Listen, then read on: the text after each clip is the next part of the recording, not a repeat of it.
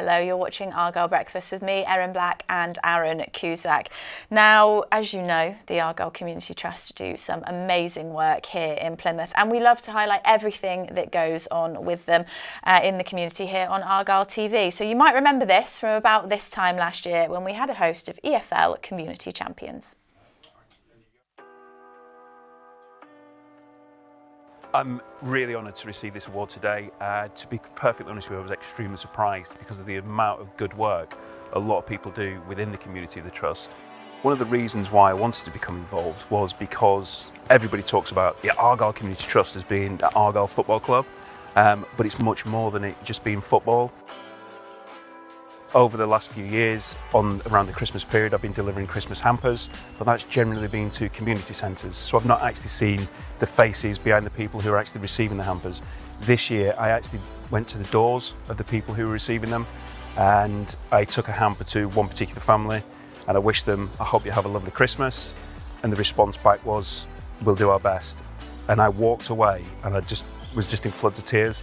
It was so upsetting to see that this family, which obviously had young children, they were in such a state that they didn't even know that they could enjoy Christmas. A lot of them have had their lives changed by the Trust. I've met people who've literally been taken off the streets, young children who wouldn't have had the life which they're having today, and because of the Trust they've been developed, they've been given certain life skills, they've now got jobs, and some of them are even running their own businesses.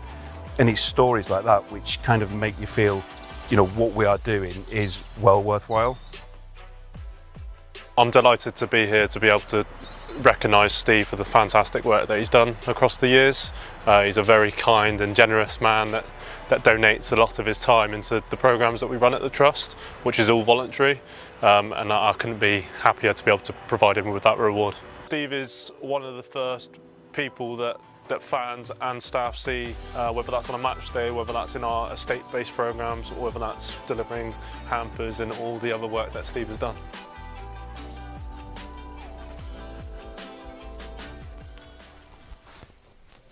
Well, if one community nomination isn't enough, Steve has gone and got another one. This time it's the Trust's community captain for the Premier League's More Than a Game campaign. And Steve joins Aaron and I in the studio now. Congratulations. Thank you. Yeah, and thanks for bringing this along as well to let us have a look at, but you've got to show it off. You've got to show it off. Yeah, so yeah, the trophy, I mean, just completely over the moon to be receiving it. There's so many great people which we've got in the Trust. So for me to be nominated for this was just, it just means so much because I don't do it for rewards such as this. I do it to kind of help people, and yeah, it's just a great thing to receive. So yeah, I got the captain's armband as well, which people were trying to get me to wear last week whilst I was walking the mascots onto the pitch.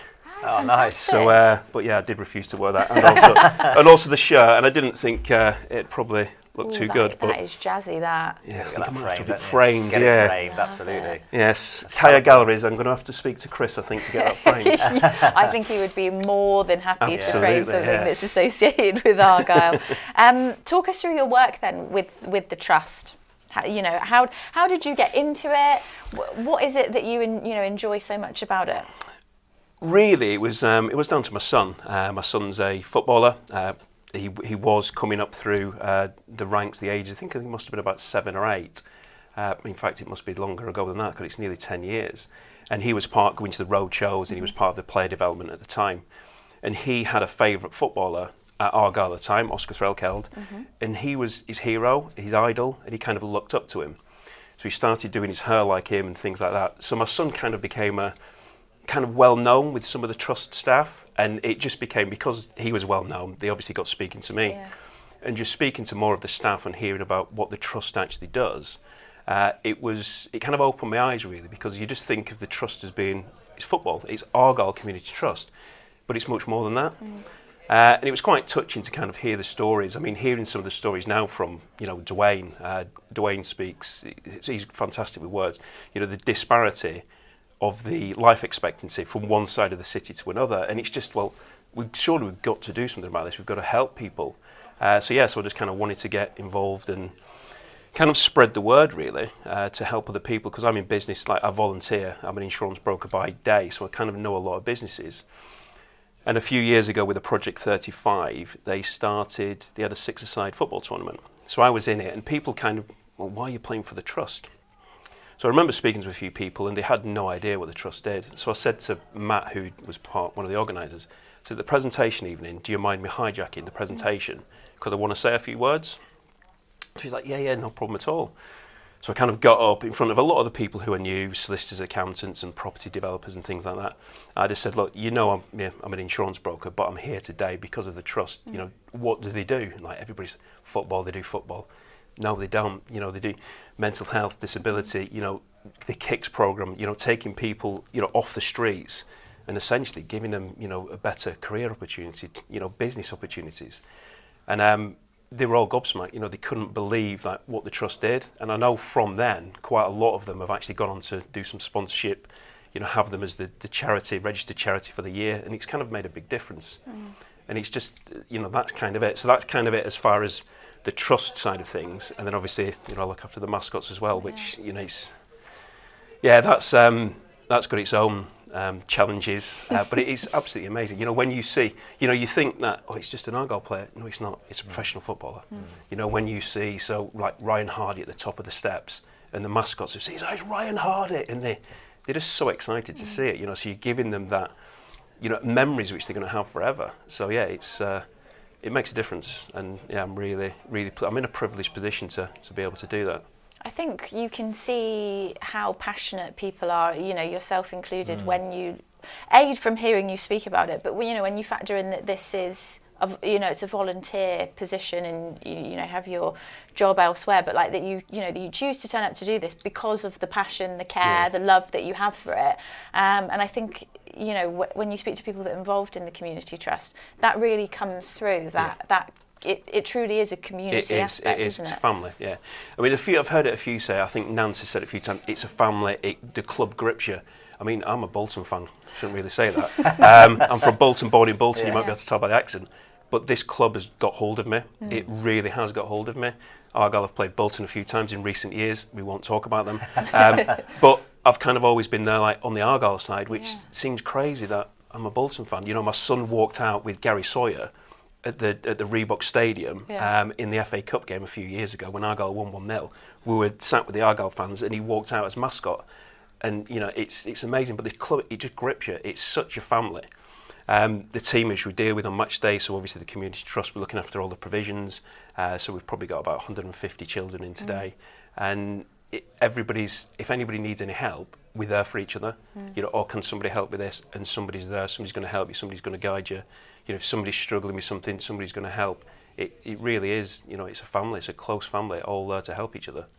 With the end goal of helping everybody else. It's great to hear, like, you know, someone who's in the trenches of the community schemes, because throughout the course of the season we've covered a number of different topics regarding the project and what the trust do. And from your perspective, what I loved hearing just then, Steve, was when you said you broadened the awareness of what the trust do to solicitors and insurance firms that just assumed, oh, it's football, therefore everyone just turns up to play football.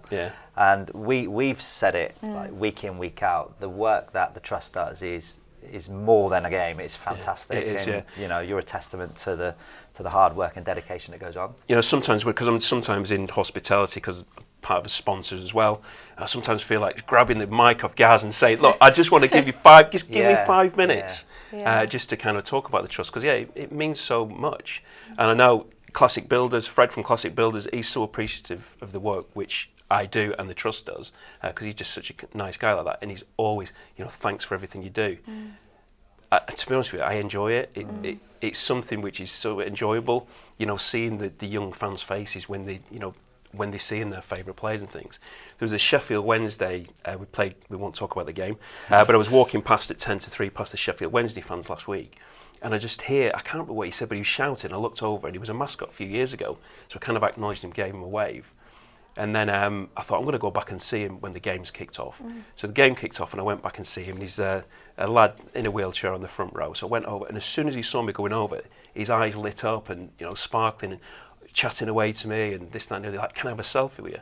Like, why do you want a selfie with me? But that's like, they look up to us because we've given them that opportunity, like, to meet their heroes and give them the amount of times I hear it's the best day of my life. You know, that just kind of means, well, we've done our job. And I'm really disappointed when don't hear something like that. Like every week in the group, I'm thinking, right, where's the comment? Where's the positive comments? Because you just want to know that they've really enjoyed it.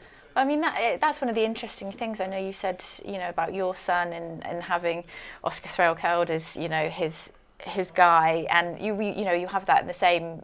Now kids will have players that they look up to, but without having people like yourself as the touchstone to help them facilitate that, and without giving them that positive experience, it wouldn't happen. Yeah. It's all very well and good looking up to a footballer and wishing you could be mascot on that game, but if someone like yourself wasn't there to make that happen and make that whole experience great for them, it just wouldn't work. They wouldn't have the same experience. So it's no wonder they want to have a selfie with you, because you've made it happen. Like you've made the dream you just want to work. make it as fun for them as possible. You say silly things on the tour because you want to make them laugh. You want to make them enjoy it. Like Ryan Hardy, we all know he runs at 100 mile an hour, and often you'll get a laugh, but sometimes he might slow down to 50 mile an hour. So then they know that the manager might have to take him off, and you're just kind of engaging with them just to kind of keep the spirits up, and that's what it's all about. You're giving them.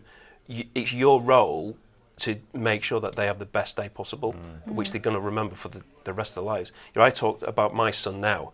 He's been mascot at quite a few different clubs. He's been away, generally with Oscar. But you ask him about any game, and he'll remember it. He'll remember the score and things like that. And that's what they're doing. They're going to remember. They might only do it once, but they're going to remember it for the rest of their lives. Yeah. So you have to make sure it's the best possible day they can have. So, and it's my responsibility, and obviously the rest of the team, to make sure that happens. Yeah, I think finally, I know you were just said there about how sometimes when you're in the hospitality, you wish you could, grab the mic and talk about the trust. So before we let you go, I want you to have that here. Like, why is the trust so important to you? Like, what does it mean to you? What would you, the floor is yours. Yeah, it's just, I've just seen, like, we talk about the Kicks programme, and I know I mentioned it in the video before this has come on. I've seen children come along to Kicks, and they've dragged them off the streets. They've not really got an awful lot of hope until they've joined that Kicks programme. And you've just seen them develop over a period of time with the fantastic staff which we've got in the Kicks. And then they've gone on to have jobs, careers, running their own businesses and things. And kind of that's just one of the provisions which we do. We've got the walk and talk, so people who are lonely, they might come to a game, but then for the rest of the week, they're not doing anything. Well, actually, we've got walk and talk. There's a cafe, which is free. People can come along, can have a chat. They might be elderly, they might not be, but they just might be lonely. And it's just it's things like that. We've obviously got the Project 35, which is helping the people who are deprived. And that Project 35 was that number of children in poverty. It's not 35 anymore. It's gone up, which is frightening. That in Plymouth, a city such as this, that number's gone up. We have to help. We've got to do something about it. And I'm just a small part of just somebody who's just trying to help. The trust is far more than football. Football might be, the enabler for a lot of things, but it's much more than that. And I just kind of want to get out there, spread the word, and make people aware of it. Yeah, I think one of the things I've noticed from talking to yourself and seeing the other things that the Community Trust do, and I don't know if you feel the same, Aaron, is when you see those activities, the walking or preventing loneliness and things like that, it's seeing that the people that are doing the work, they're not doing it because they have to. They are doing it because they want to be there, and that is what makes the difference. But if you're having a conversation with someone that's lonely, you're not having that conversation because you're like, it's my job, I have to do it. They want to have that conversation with you, and I think that's what it all rotates around, isn't it? In making the difference is the people like yourself. You want to make a difference, as we can see is evidenced here. But it isn't just me who's doing it. Yes, I've got this, and I'm very, very grateful that I have, but there's far more people than just me who's doing this. And it's testament to everybody. I couldn't do that. I couldn't have done this without the people, behind me. We've obviously got, the CEO, the COO, we've got people below them, and, they all think the world of what I do, and I know that, but it's everybody else helping me, enable to do that, because without them, I wouldn't be able to do it. And I think that embodies exactly what it's all about. So thank you so much for coming in and talking about the Community Trust and your work, and letting us have a moment to show off what you've got as well. Of course, we really appreciate it, Steve. Thank you.